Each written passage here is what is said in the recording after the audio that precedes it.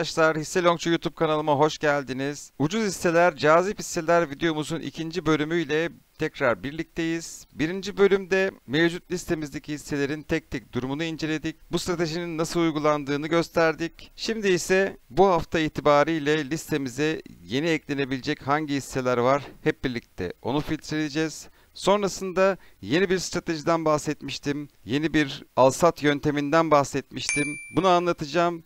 Ve bu al-sat yöntemine göre de yeni bir liste oluşturup önümüzdeki haftalarda takibini yapıyor olacağız. Başlamadan önce burada anlatılanların yatırım tavsiyesi olmadığını hatırlatmak isterim. Tamamen eğitim amaçlıdır. Bir de şu duyuruyu yapmak istiyorum. Katıl üyelerimize özel Discord sunucusu oluşturdum. Linkini katıl abonelerimizle paylaştım. Burada daha hızlı ve etkili bir şekilde iletişim içinde olacağız. Evet, bu hafta listemize hangi hisseler eklenebilir? Şimdi onların filtrelemesini hep birlikte yapalım arkadaşlar. Evet, TradingView ana sayfamıza geldik. Sol tarafta gördüğümüz 3 çizgiyi tıklıyoruz. Ürünler diyoruz ve sonrasında takipçiye giriyoruz arkadaşlar. Takipçinin içinde hisseleri seçiyoruz. Evet, karşımıza bu şekilde bir ekran geliyor. Öncelikli olarak endeks kısmından BIST 100'ü seçiyoruz arkadaşlar. Daha sonrasında şuradaki artı butonuna tıklıyoruz ve açılan ekranda Williams'ı aratıyoruz arkadaşlar. Williams yüzde aralığını aratıyoruz ve bir gün olarak değil bir hafta olarak listemize ekliyoruz arkadaşlar. Şimdi burada sağ tarafında bir ok var. Oraya tıklıyoruz ve manuel kurulum diyoruz arkadaşlar. Şu kısmı küçük olarak değiştiriyoruz. Şuraya da eksi 70 yazıyoruz arkadaşlar. Eksi 70 yazmamızın sebebi bizim stratejimize göre periyot 10 olarak belirliyoruz. Burada periyodu değiştiremediğimiz için ve herhangi bir hisseyi gözden kaçırmamak için eksi 70 olarak yazıyoruz arkadaşlar ve uygula diyoruz. 64 hisseye düştük. Şimdi bir filtre daha ekliyoruz. Bu sefer de finansallar kısmından brüt kar diyoruz arkadaşlar ve 3 aylığı seçiyoruz. Filtre ekle diyoruz. Yandık küçük oktan manuel kurulum diyoruz. Burası büyük olarak kalıyor. Şuraya 0 diyoruz ve uygula diyoruz arkadaşlar. 50 hisseye düştük. Evet, bir filtre daha ekliyoruz. Değerleme kısmına geliyoruz arkadaşlar bu sefer de. Fiyatın deftere oranı. Yandık küçük oktan 5 ve 6 diyoruz. 39 hisseye düştük. Bir filtre daha ekliyoruz. Yine değerleme kısmından ekliyoruz arkadaşlar. Bu sefer de fiyatın kazancı oranı. Yine yandık küçük oktan manuel kuruluma giriyoruz. Sol tarafa 0, sağ tarafa 20 yazıyoruz arkadaşlar. Evet, stratejimizin kurallarını uygulamış olduk. 29 hisseye düştük arkadaşlar.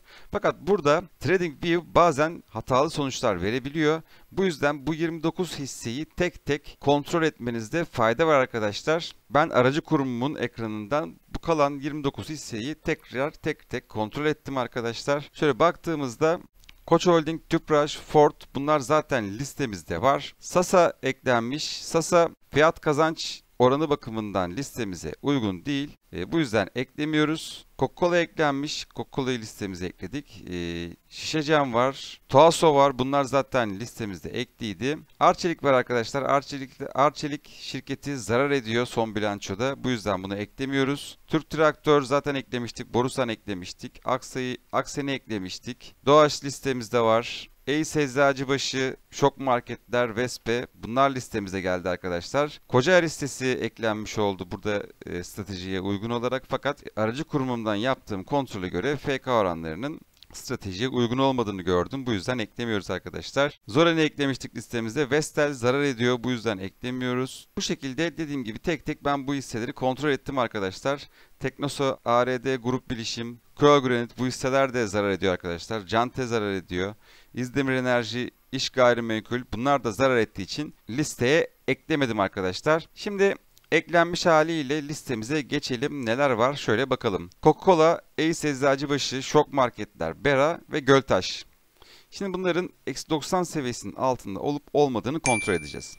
Coca-Cola ile başlıyoruz. Eksi 90 seviyesinin altında. Burada Coca-Cola'ya bu hafta ilk alımımızı ekleyebiliriz arkadaşlar. Evet, Ace Eczacıbaşı'na geçelim. Eksi 90 seviyesinin altında kapatmamış.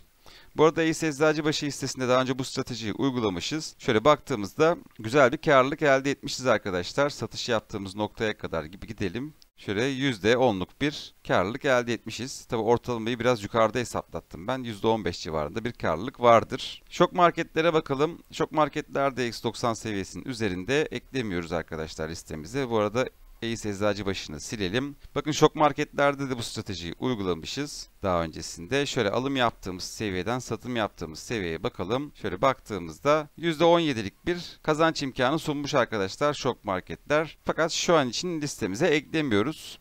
Bera'ya bakalım. Evet, Bera listesinde de -90 seviyesinin üzerindeyiz. Eklemiyoruz arkadaşlar. Göltaş'a bakalım. Göltaş'ta da -90 seviyesinin üzerindeyiz. Ekleme yapmıyoruz arkadaşlar. Göltaş listesinde de. Bakın Göltaş'ta daha önce Aralık ayında -90 seviyesinin altında kapanış yaptıktan sonra zirveye %139'luk güzel bir kazanç imkanı sunmuş. Henüz -90 seviyesinin altına düşmedik. Eklemiyoruz arkadaşlar Göltaş listesini. Evet, bu hafta eklenebilecek sadece Coca-Cola hissesi var. Coca-Cola hissesinde de ilk alımımızı yaptık.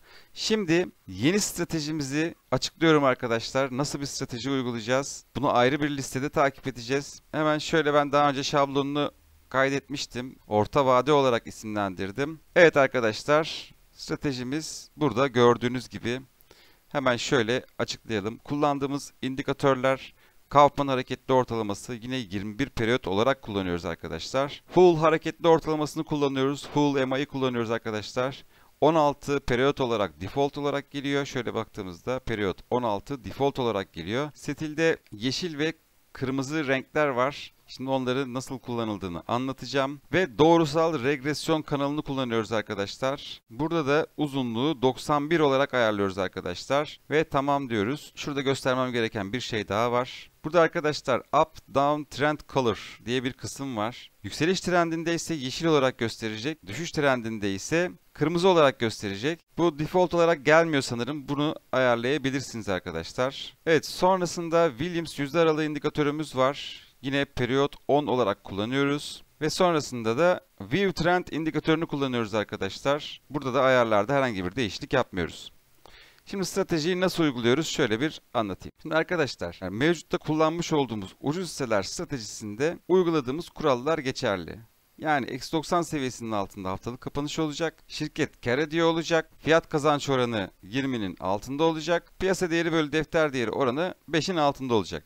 Bunlar geçerli. Şimdi burada nasıl bir farklılık var? Ayrıca pozisyona gireceğimiz hissede şu doğrusal regresyon kanalı yeşil olması gerekiyor. Yani yükseliş trendinde olması gerekiyor. Ve -90 seviyesinin altındaki haftalık kapanışlarda alım yapmıyoruz arkadaşlar. Ne zaman alım yapıyoruz? View Trend indikatöründe şu orta çizgimiz var. Şöyle sıfır çizgisi. Bu sıfır çizgisinin altında bir al geldiğinde, tabi öncesinde -90 seviyesinin altında kapanışlar gelecek Williams indikatöründe. Bu kapanışlar geldikten sonra gözümüzü View Trend indikatörüne çeviriyoruz ve sıfır seviyesinin altında bir al vermesini bekliyoruz arkadaşlar. Burada olduğu gibi 29 Mayıs 2023 ve burada pozisyona giriyoruz. Daha sonrasında Hull MI indikatörü, şurada gördüğünüz yeşil çizgi ve kırmızı çizgiler oluşuyor, görüyorsunuz. Şöyle yakınlaştıralım.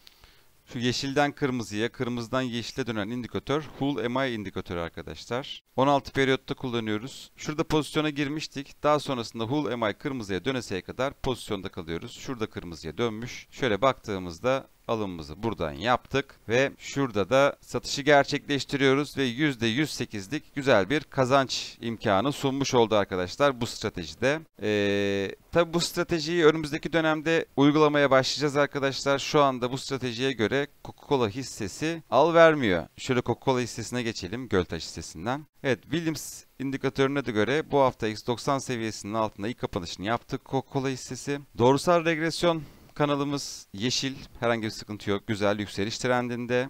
Fakat View Trend indikatörü henüz daha sıfır seviyesinin altına düşmüş değil. Sıfır seviyesinin altına düşüp altında bir al verdikten sonra diğer stratejimize göre, yeni stratejimize göre pozisyona gireceğiz. Tabi burada altına düşmeden tekrar üst seviyelerde de ala dönüp yönünü yukarı çevirebilir. Fakat altındayken al vermiş olması daha güçlü bir al sinyali oluşturacaktır arkadaşlar. Yeni stratejimiz de bu şekilde. Önümüzdeki haftalardan itibaren bu stratejiyi de uygulamaya başlayacağız. Biliyorsunuz her pazartesi saat 9'da canlı yayınım oluyor. Canlı yayında sizlerden gelen istek hisseleri yorumluyoruz, analizlerini yapıyoruz arkadaşlar. Pazartesi akşamı saat 9'daki canlı yayınıma hepinizi bekliyorum. Ayrıca katıl üyelerimize özel bir Discord sunucusu oluşturduk. Katıl üyesi olan arkadaşlara bunların linkini de ulaştırdık. Bu Discord sunucusunda hep birlikte daha hızlı bir şekilde iletişim kuruyor olacağız. Bir sonraki videomuzda tekrar görüşmek dileğiyle. Hoşça kalın arkadaşlar.